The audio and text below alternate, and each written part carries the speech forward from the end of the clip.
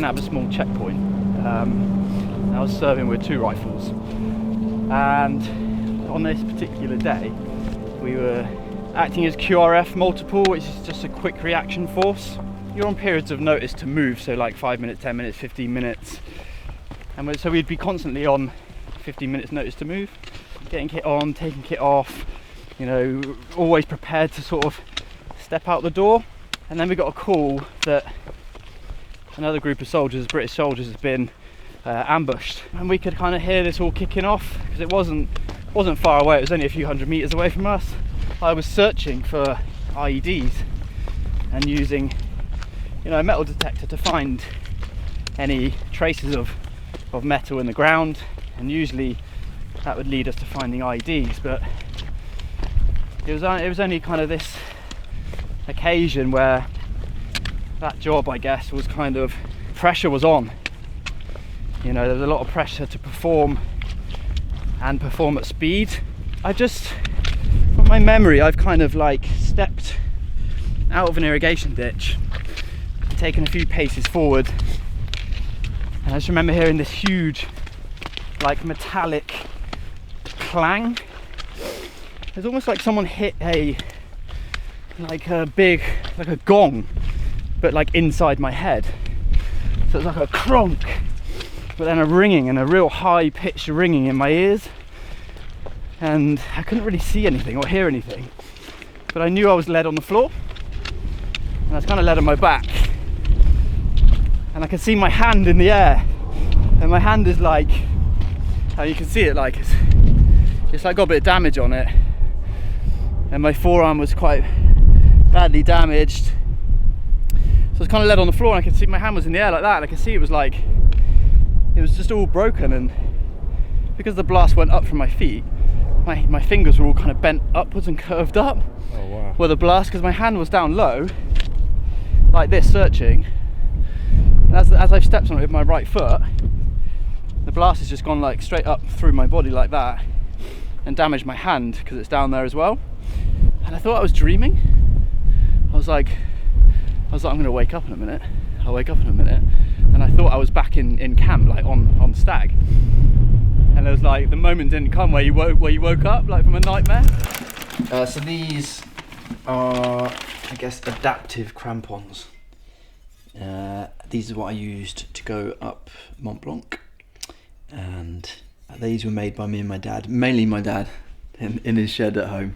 And yeah, he was very keen to get involved and help me out with these. So essentially I just took a normal set of crampons off the shelf, and we kind of cut, adapted and attached 2 aluminium plates and sandwiched them in the middle, bolted through, and then on the top we applied kind of the adapter where you can attach a prosthetic. So when it goes into my leg, into my socket in there, this kind of pyramid shape on the top of the crampon fits directly into there.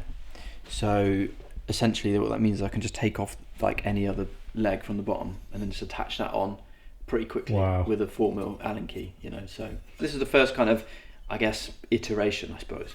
And then from there, I'll make another one, and just based upon kind of what I learned from climbing that mountain. So I'm gonna make them a little bit wider, and probably a little bit longer. And I sat down on you know, a slope like this.